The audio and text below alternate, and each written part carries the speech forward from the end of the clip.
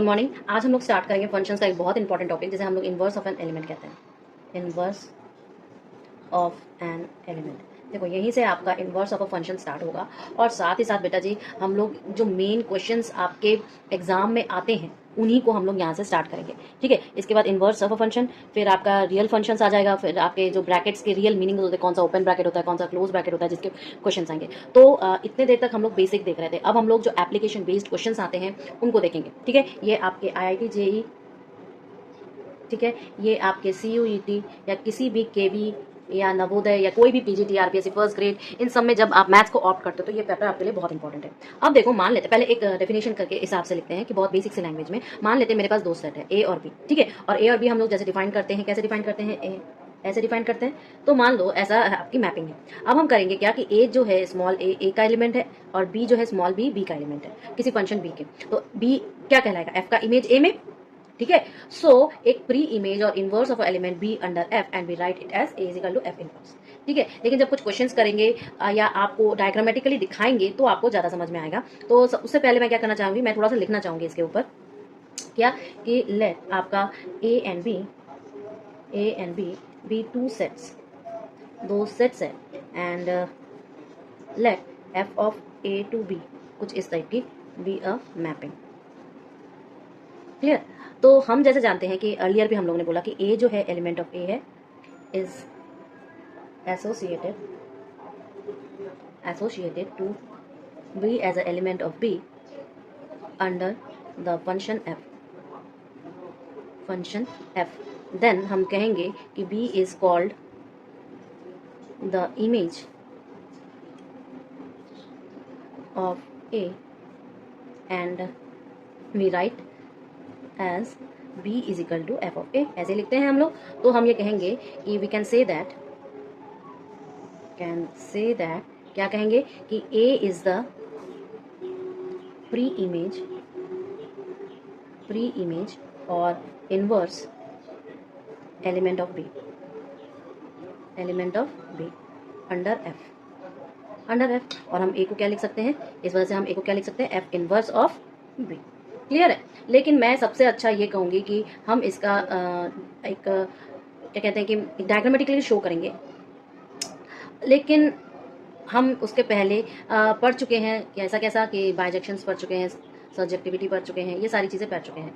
तो अगर मैं ये कहूँ कि फंक्शन इंजेक्टिव है कि फंक्शन मेनी वन है या फंक्शन ऑन टू है या फंक्शन इन टू है, ये कैसे है या क्या ये एग्जिस्ट कर रहा है इनवर्स किसी एलिमेंट का किसी फंक्शन के अंडर, अगर सिंगल एलिमेंट है या टू और मोर एलिमेंट है या नो एलिमेंट है, फंक्शन कैसा है, इस पर भी डिपेंड करने वाला है। तो आप बोलोगे कि मैं अगर ऑन टू इन टू के बेसिस पर कहूँ कि अगर मैंने ये कहा कि मान लो मेरे पास F जो है A टू B डिफाइंड है और एक मेनी वन फंक्शन है और साथ ही इनटू फंक्शन है एंड इनटू फंक्शन है। अब ये इनटू और मेनी वन फंक्शन दोनों ही हम लोग डिस्कस कर चुके हैं। तो कुछ एलिमेंट B के हो भी सकते हैं या नहीं भी हो सकते हैं या एग्जिस्ट भी नहीं कर सकते हैं इनवर्स के रूप में, समझ रहे हो, ये हो सकता है ऐसा। Then the inverse of some elements of B may or may not exist, or the inverse of some elements of B may consist आपके more than one element, consist of more than one element। समझ रहे हो बात को।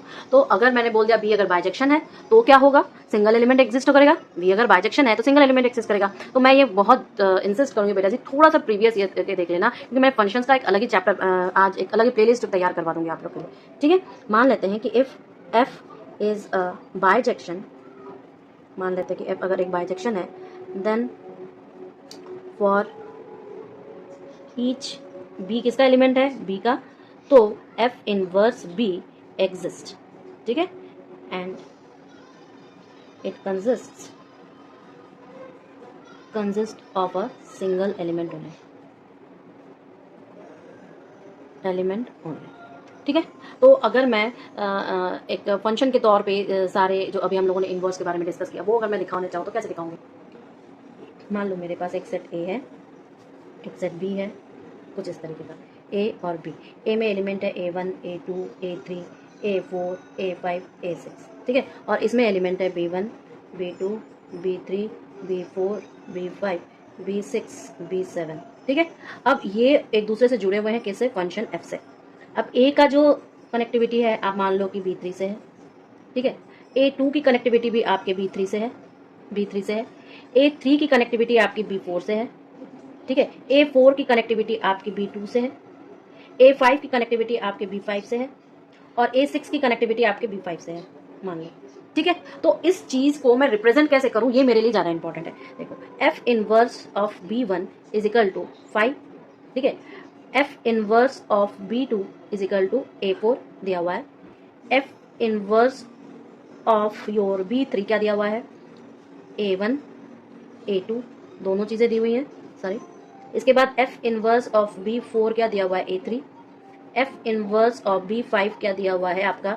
A5, A6, लिख सकती हूँ ना ऐसे। F इनवर्स ऑफ B6 क्या दिया हुआ है? 5।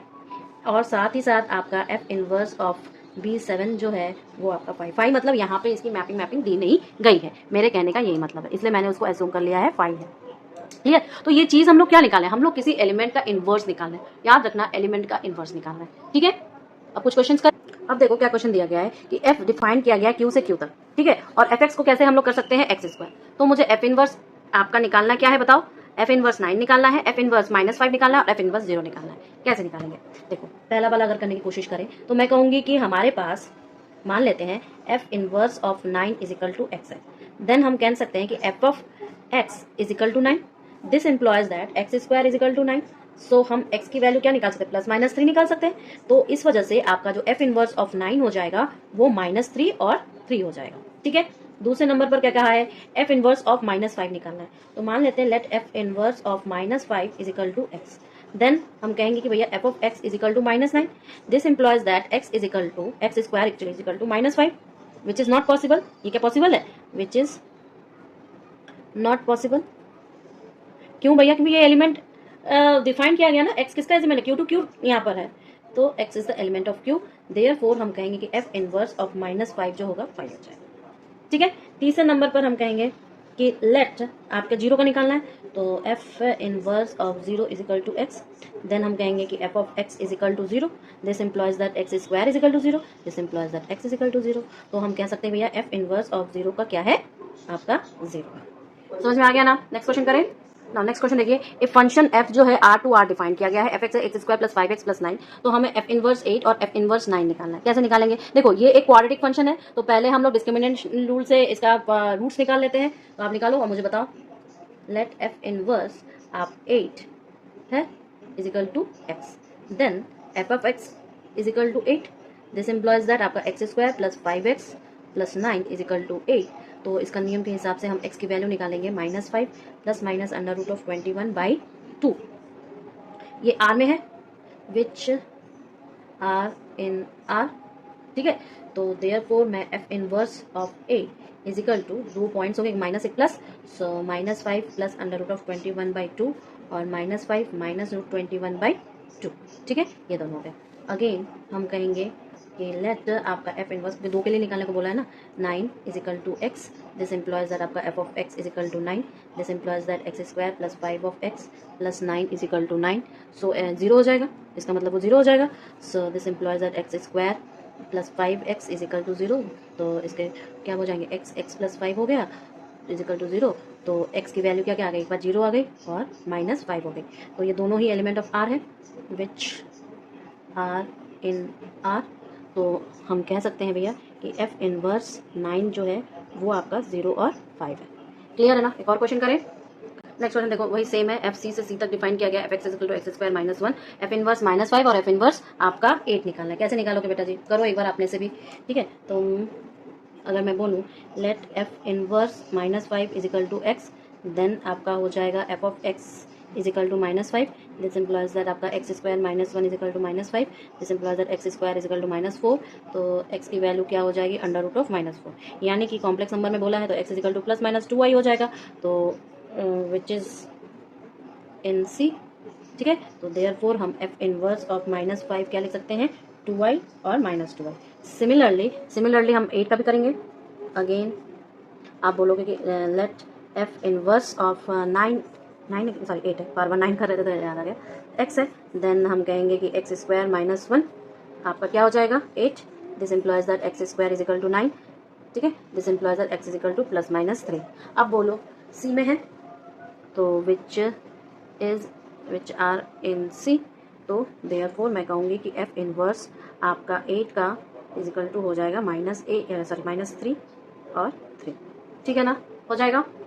नाउ सी हम स्टार्ट करेंगे inverse of a function, inverse of a function. लेकिन इनवर्स ऑफ अ फंक्शन में पहले हम लोग बाइजेक्शन चेक करते थे ना, याद करिए बाइजेक्शन। तो बस इसमें यही सबसे ज़्यादा इंपॉर्टेंट है। क्या इंपॉर्टेंट है, बाइजेक्शन। और बाइजेक्शन के लिए आपको ऑन टू मैप की जरूरत पड़ती है।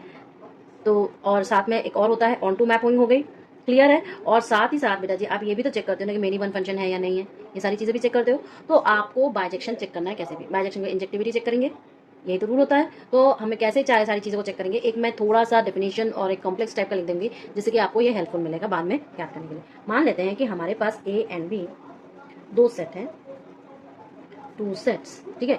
एंड मान लेते हैं लेट कि एफ जो डिफाइन है ए टू बी है, ठीक है, बी अ फंक्शन, क्लियर। तो if we follow a rule in which elements of B are associated to their pre-images, pre-image के बारे में बात कर रहे थे, then we find that under such a rule आपका some elements of B जो associate नहीं होंगे A के, ठीक है, such a rule there may be some elements in B which are not associated to elements in A, ठीक है। अच्छा, ये तब होगा, कब होगा ये चीज़, ये तब होगा जब आपका यहाँ पर ऑन टू मैपिंग नहीं होगा। This happens when F is not an onto map, ठीक है, समझ में आ गया। अब नेक्स्ट हम कहेंगे कि जितने भी एलिमेंट्स होंगे, मान लेते हैं कि किसी ए का एफ से हो रहा है और एक ऑन टू मैपिंग है। अब therefore all elements in B will B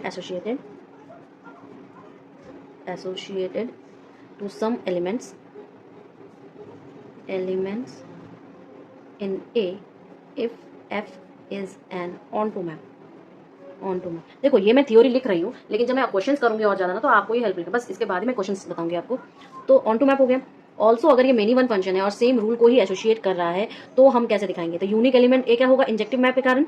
so onto map also मान लेते हैं कि if it is a many one function,